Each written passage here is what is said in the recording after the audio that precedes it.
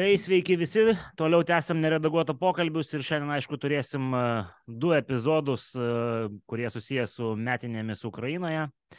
Pirmas bus žvilgsnis iš vidaus, antras bus žvilgsnis iš išorės. Nu ir, aišku, pirmajam mūsų VIPas, mūsų nuolatinis pašnekovas, Viktoras Tregubovas. Tai pereisim į anglų kalbą. So, hello, Victor. I told our viewers that today, for the 24th, we're going to have two guests. One is going to be from inside, one is going to be from outside. So you're obviously the inside one. And we are recording a bit earlier than 24th with Victor. So if something unusual happens on the 23rd, forgive us for not talking about this. So Victor, yeah, I have to introduce you. Victor is a journalist, influential person probably in the scene of Facebook, and also captain in the armed forces of Ukraine. So, Victor, how you would like to be introduced these days? Are you still a journalist, or or you're completely military personnel? Well, for now, I'm a completely military person. I don't know how long it could last, but that's my current status. I cannot call myself a journalist because it would be not really legal in our country to work anyone except military person if you are enlisted. So I prefer to call myself now a military man and maybe a little blogger or so on, but just that. Well, you're probably not a little, but in terms of blogging and when we look to your account from Lithuanian perspective, you are a massive account holder in Facebook. But yeah, that's, obviously the size of Lithuanian social sphere. So I see that, we started talking with you in January 26, 2021, way before the war. And probably our second episode, which was in April of 2021, was already about the war. And every single episode since then, we are talking about the war, and well, before it was, when will it happen? How will it happen? And after, of course, we were talking about all the details. So, Victor, it's 1 year of this active phase. And of course, it's long years of war since 2014.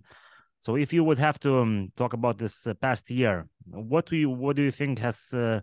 well, besides the obvious that, bombs are falling and people are dying and everybody in Ukraine probably was touched by the war. But in terms of perception, conflicts inside Ukrainian society, what has changed in that year that you could, emphasize that and say that it's really some kind of change, in the Ukrainian society? Well, it's so massive, it's hard to describe actually, because it was literally a lifelong year for any of us, I suppose.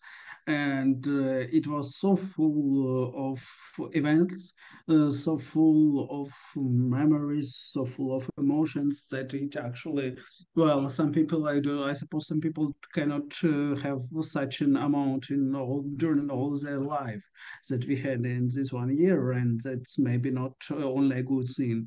However,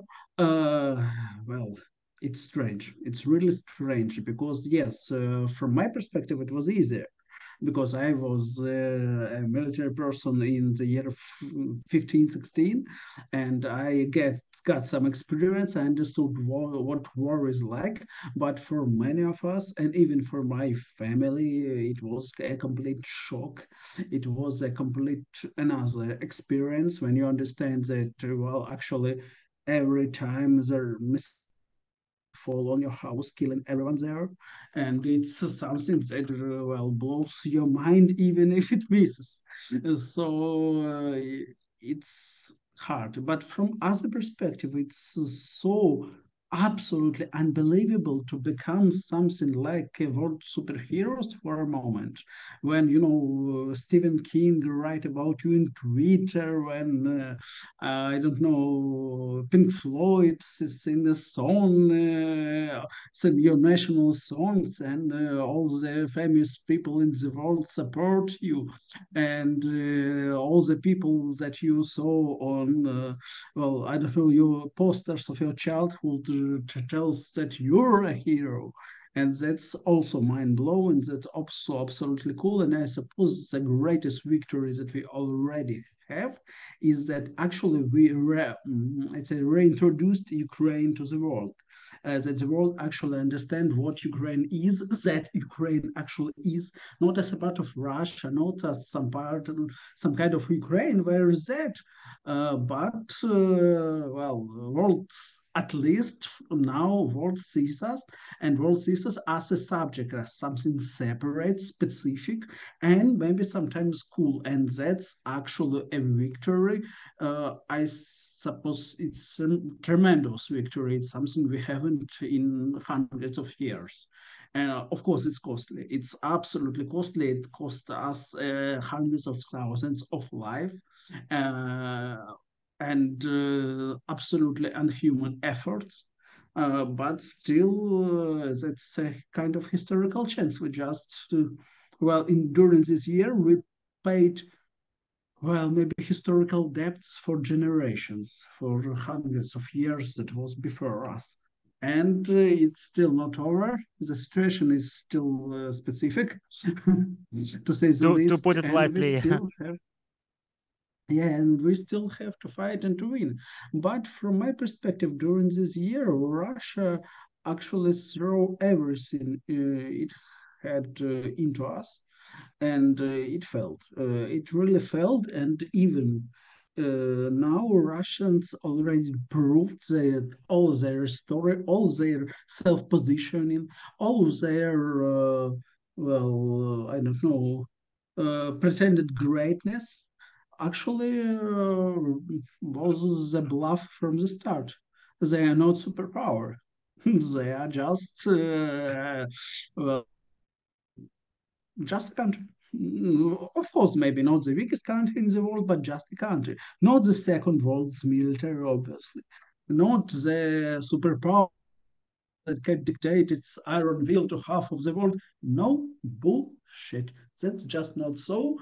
And that actually, this absence of fear, this knowing that it all was a bluff, from my perspective, it destroyed the most important weapon Russia used, not only now, but actually in all the previous generations.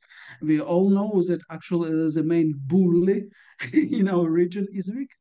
And if it's weak, why should we afraid? Why should we bend to its will? So for first of all, Ukraine proved it's strong. And secondly, Russia proved Russia is weak. And that's, I suppose it's, historical breakthrough. Okay, so one of the things that we kind of hear quite frequently that this war helped Ukraine to establish, fully itself as a nation state, without any doubts, and the conflict between, the east and west of Ukraine. Do you think it's over exaggerated? I mean, was it really an issue before the February 24, or this year really helped to bring closer all the different regions of Ukraine together? Absolutely. In political means, yes, absolutely. Ukraine is now absolutely pro-EU, pro-NATO. There is no major pro-Russia, not in all, even political forces, but I'd say some pro-Russian sentiments is either dying or already dead.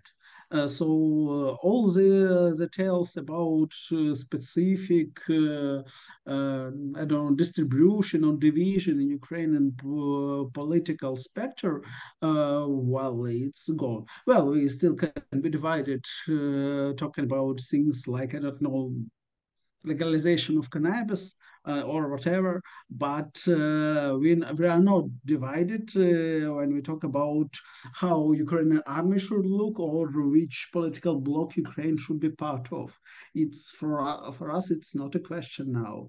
Maybe that's a question for Europeans, but not for us. And in this particular aspect, we already made our choice, and there are no significant difference between people in Kharkiv, in Lviv, or in Kherson, in Odessa, and so on, so on, so. So in this aspect, we are all united because, it be pro-Russian when Russians are shelling your home city, you know.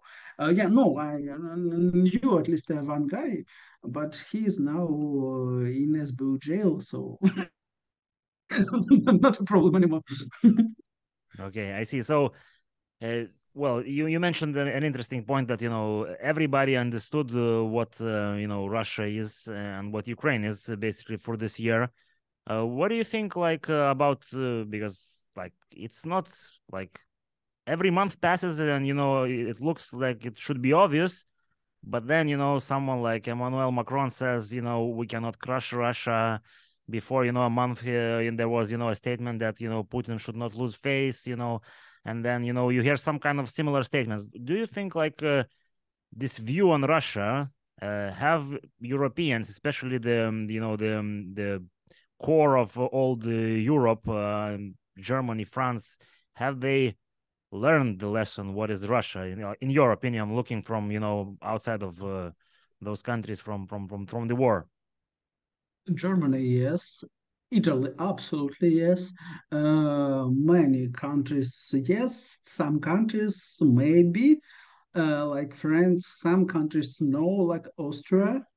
But for me, it's well, not a big deal for now, because first of all, it's not about Putin losing his face. He already lost his face. I beg my biggest pardon, but it's now a question about him losing another part of his body. And in this case, well, what could they possibly do with all this talking? Stop providing weapons to Ukraine? They cannot afford that even in their own political system. All these people cannot just afford stopping Ukraine from winning, basically. So what should we do? Should they do? Should try to say uh, Ukraine not to kill Russian mercenaries that are now attacking our positions in Ugledar and stop dying by tens of thousands? Well, they could try, but that's not for them to decide. Russia, for now, Russia is killing itself on Ukraine. So it's not like even we killing Russia. It's not like we can just stop. It's like Russia killing itself. So I suppose even the biggest Russia sympathizers in the world cannot stop Russia from this kind of suicide. And practically, they cannot also stop and cease helping Ukraine because, well, that's like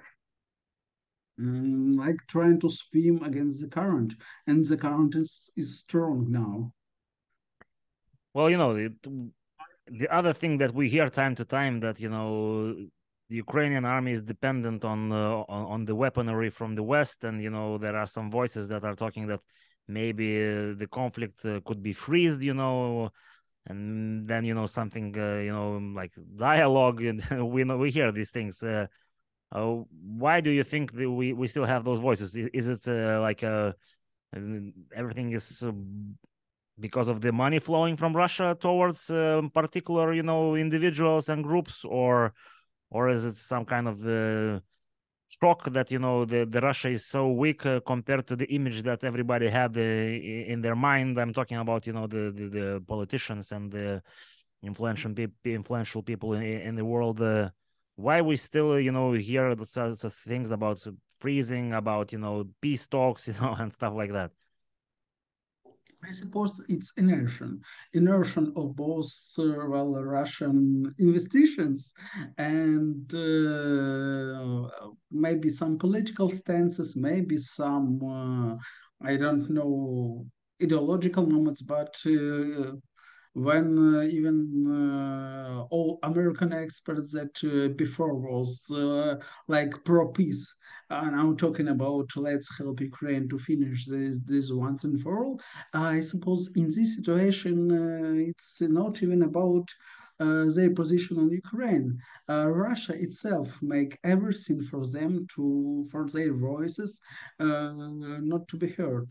While Russia still tries to attack. They not try for now, or at least for now, they not try freeze the conflict.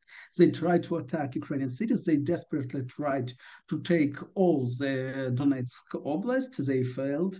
They desperately tried to take Bakhmut. They failed. And it cost them really many lives and some political problems, because they now have a conflict between Wagner mercenaries and official Russian army. That's cool. And in this situation, they just cannot stop. And even there's no any talks about freezing the situation for now. On the contrary, they try to attack, and Ukraine hopes for counterattacks. Or even if some, I don't know, Orban will just stand up and tell, stop, please. No one will hear him, not Ukrainians, nor Russians. Yeah, we absolutely have those few strange countries in Europe who are pretending that this is some kind of, conflict, not an attack of one country on another. But we had a historic visit, you had a historic visit of... Do you hear me as well twice? Yeah.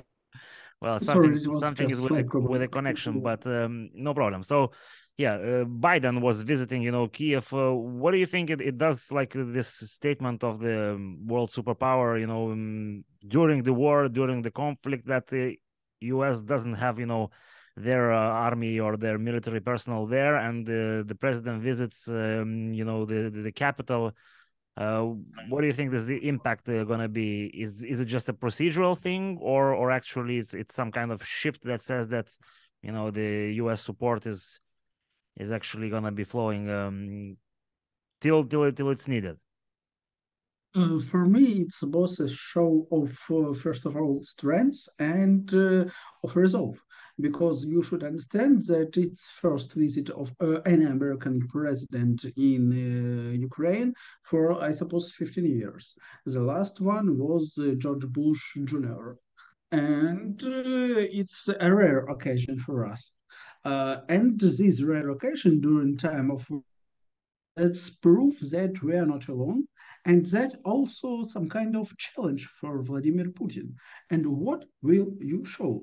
You should understand that this visit was timed just before Putin's speech, his federal parliament. I don't know the proper English translation of Федеральное собрание. And in these cases, Putin should answer something. But what could he do? All his speech was like blah, blah, blah, blah, blah, blah. And that's not an answer you can give as a strong leader. We suppose that they maybe tried to make the test of their new weapon, their new rocket of Sarmat, but it failed. It also failed, and when US showed strength, Russia showed weakness, and it's a bad sign. It's a bad sign for Russia, and it's a bad sign for all Russia supporters in Europe. That hello guys, your stake is actually a weak horse in this race. So well, that's good for us, and of course good for us to hear that the weapons will flow into Ukraine, and that we will have maybe not all that we want, but still a substantial amount that will help us to kick some Russian asses. I beg my pardon. No need to do that. So, regarding that speech, you're absolutely right. Most of it was just some bullshit talking about threat that is coming from the West, and what are they fighting for. The only thing that probably caught the attention, of the Westerners is this retreating from the treaty and, planning to test weapons. And as you mentioned, the first test wasn't really successful. But how do you think this nuclear threat, how has the perception of this nuclear threat has changed during this year? Because in the beginning, everybody was quite,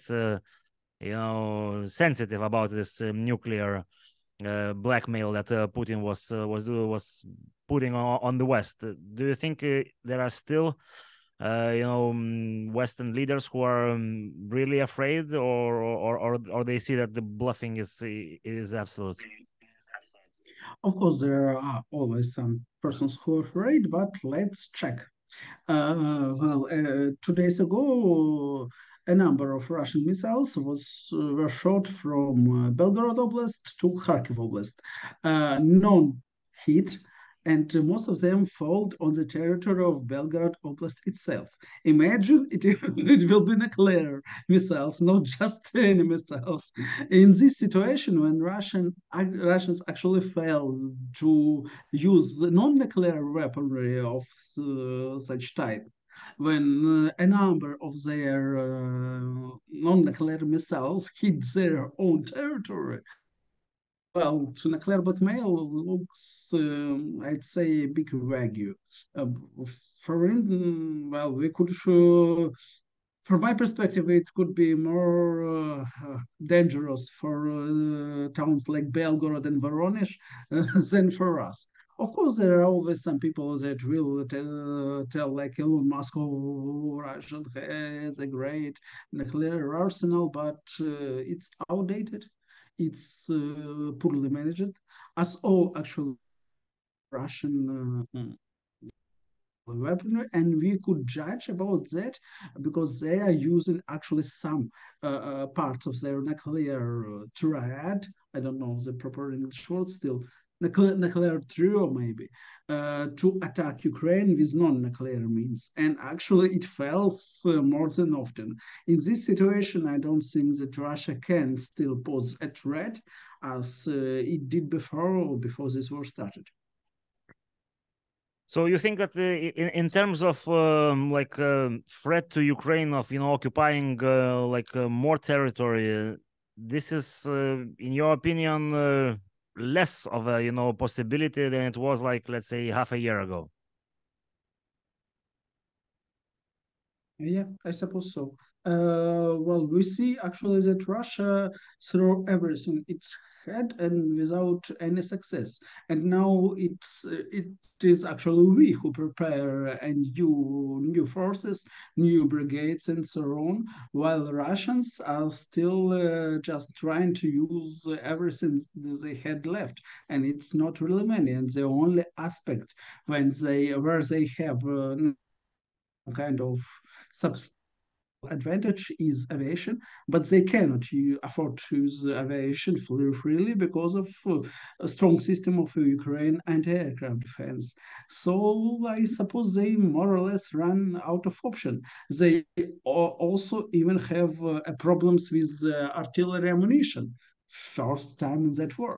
Of course, we also have problems with ammunition, but for us, that's more or less normal during all the year. We get used to it, and they don't. They now just attack in Donetsk Oblast with mid waves without good artillery support, just because there is no artillery depots in range. That's absolutely another story. And if we will prepare a good counter strike, I suppose we can to the scale here. Well, of course, there are two other factors which are also like in the media. I'm talking about China and Iran helping, with ammunition and weaponry.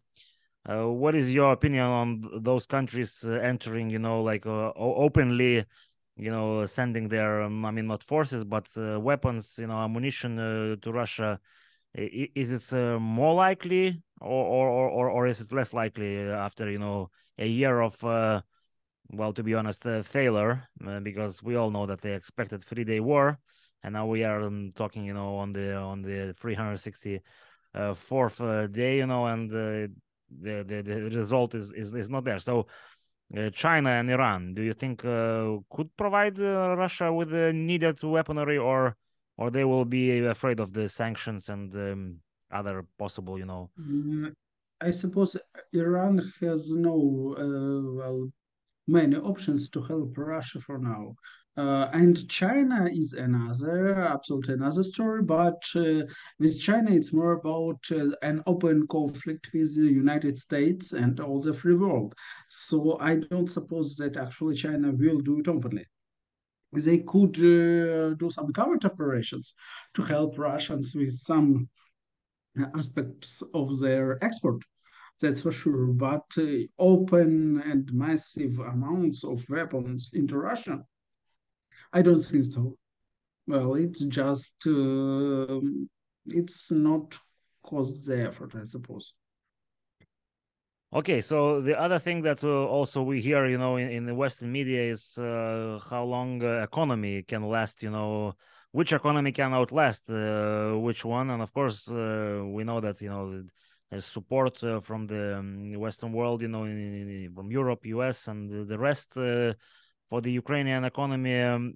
What do you think? How long can the country, like the size of Ukraine, be actually in a war economy? Like probably it feels like as a living in Ukraine, the wages, the prices. What is the situation here during the year? Are the people still very resilient, Well, or? the situation is there, of course. Mm-hmm.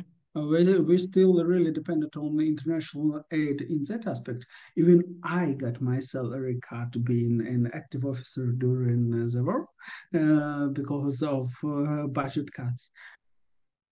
That's a problem for us, but still, it's not like we have an option. It's not like we have some actually uh, ability to just avoid that. No, we are in war. We understand that we are in war, and we will do everything to survive. But yes, in case of economical help, we may be even more dependent from European Union. The United States help then in the aspect of weapon help because okay, we have some weapons of our own, and there are a steady amount of weapons coming from Russia.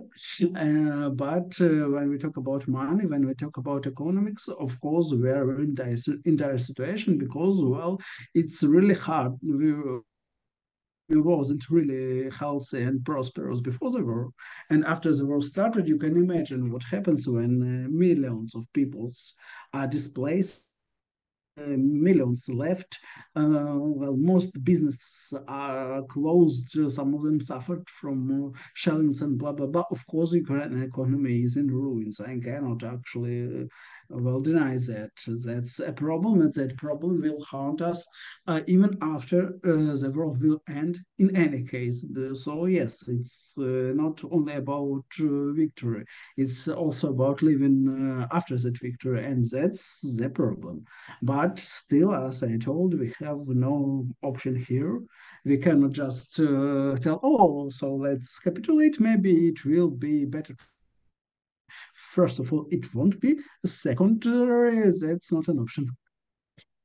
Okay, so since you mentioned, the army, also there are speculations, about the recruits, the mobilization, in Ukraine, and some of us probably heard, that the students were not allowed to leave, Ukraine, and in case they will be needed for mobilization.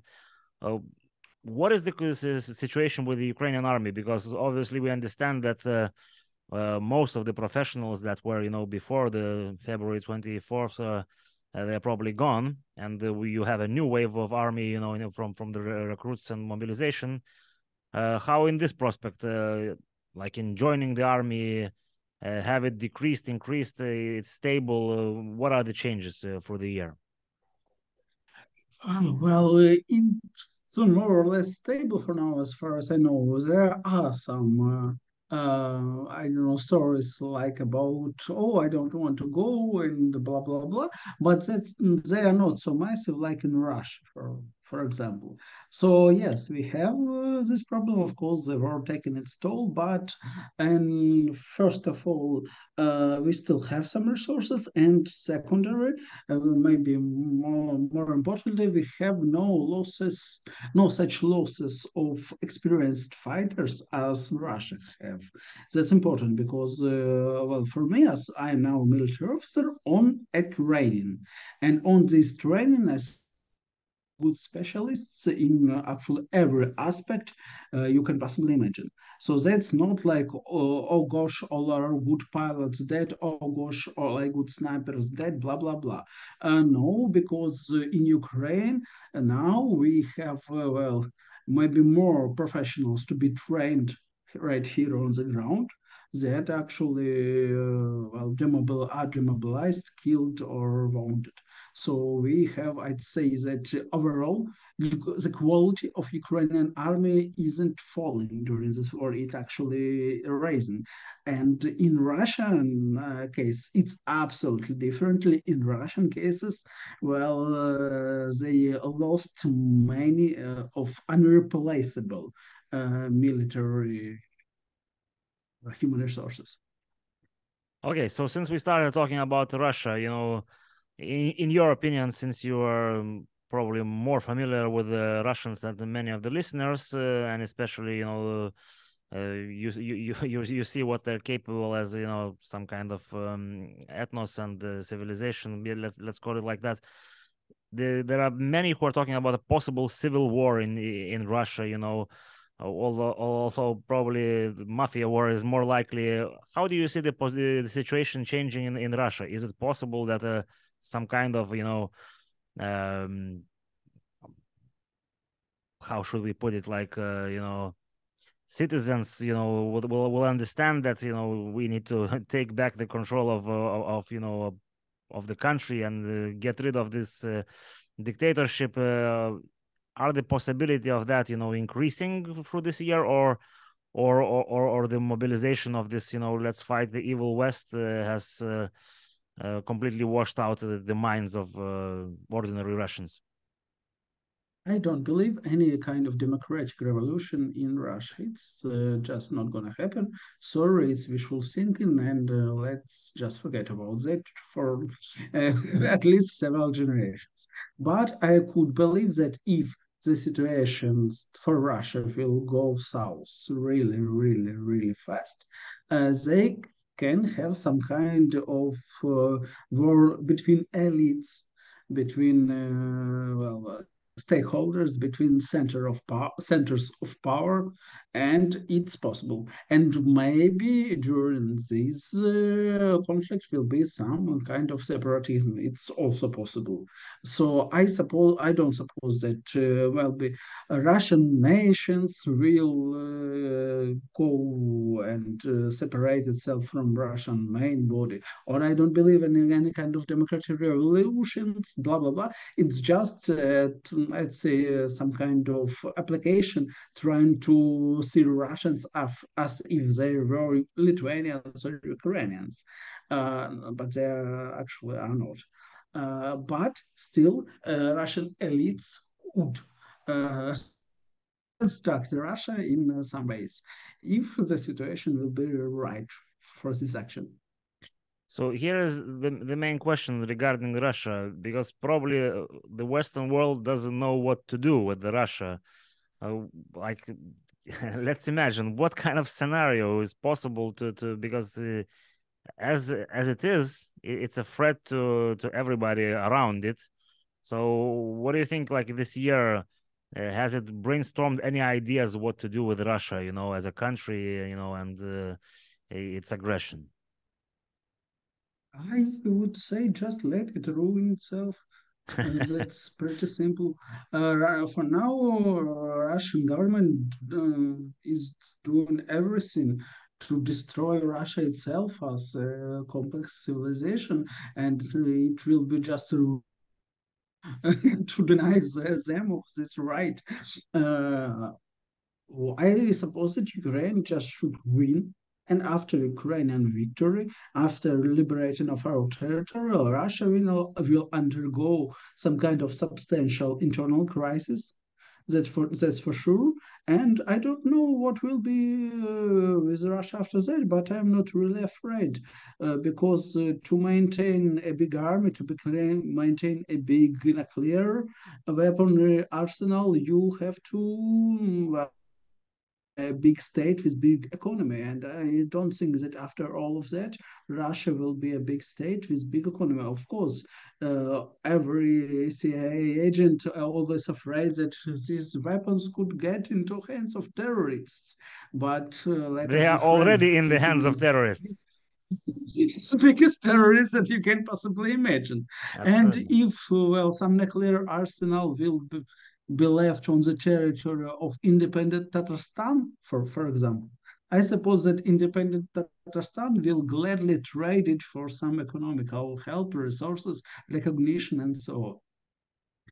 Okay, so maybe let's finish from what we started, but like in terms of because we see a very active, Russian presence in the media, and I'm talking, about like in the United States, in the Western world, there are pro-Russian voices. Why do you think those voices are still heard? What rings the bell? Because I think we have talked in one episode with you that Putin portrays itself as a traditional value saver, a saver of a traditional, values. But it's all quite ridiculous when you look into this. But still, there are people who are, kind of. Something rings the bell for them about Russia, and I mean in a positive way. Why do you think this is still here, and what has changed, during this year? Because Tucker Pretty Carlson simple. hasn't changed, for example. He was talking nonsense from day one, and he's still talking. Pretty simple. Many people are just against the mainstream politics of their state, and they support Russian because they see it's like some kind of country. But during this war, all respectable anti-mainstream guys already left this club, and only some kind of freaks and radicals left. I don't know, like some kind of Roger Waters and other old idiots who can they present on their own meeting like they're a politician. Well, that's I don't know, just some old fanats from old communist times, or some absolute radical rights, or some persons who are just have no other way to keep their own agenda, like Jordan Peterson, whatever. Well, that's pretty simple, but these people are marginals. And that's good for us because when it's marginals who support your enemy, means that actually his agenda isn't really popular. What, like, if we would mention, for example, Elon Musk, he is, of course, like, Oh, that is it a financial, incentive that maybe he's planning to buy some spaceships for a cheap price from Russia? What is behind such people, and their thinking? Elon Musk is the pain here. It's a great disillusion for me. But I suppose, and I can say his tweets, first of all, guy has some problems with absolute self-esteem. He just cannot judge himself because he thinks that he is always right. And I suppose that some Russian friends and colleagues are actually actively, well, whispering something in his ear because his position, not even it becomes more pro-Russian, it becomes more closer to Russian optics. He believes in some things Russians want to believe, like powerful Russian nuclear arsenal, blah blah blah. And that's actually strange because he, of all people, should know well how bad this arsenal is maintained. Don't know. Okay, so since you are not a journalist but an army person, so let's finish. Donbass and Crimea. Do you think it's closer than it was a year before of retaking those regions, or it still needs, some kind of change? Maybe, I don't know, supply of aviation or something else that Of Ukraine could retake the whole territory. course, it could be really important, and aviation is maybe most important thing if we are talking about strategic offense. However, yes, I believe we are closer now. I believe that the situation is turning in our favor, maybe slowly but surely. I believe that Russians already used all their options and they have no big advantage in any aspect except aviation. And in this situation, they just, well, after some time, after some losses, they just will crumble. Okay, so the last question, since this whole year was marked with ups and downs in terms of European support, how do you think, like, after the war, how it will affect the relationship between Ukraine and the Europeans who actually were hesitating, and some are still hesitating? What kind of lasting effects that will leave on the relationship between the Ukrainians and the rest of us living in Europe? Well, I don't know. First of all, it depends from how fast will we win and what will be after that. And it's a really tricky question because we cannot know how our victory would seem during that. So it's hard to predict for now. Let's just wait and see. Okay, Victor. So I'm pretty sure we're gonna have a chance to talk about what's happening the next month, and hopefully soon we can smoke those cigars here during the episode of Victory. So Slava Ukraini. Героям слава.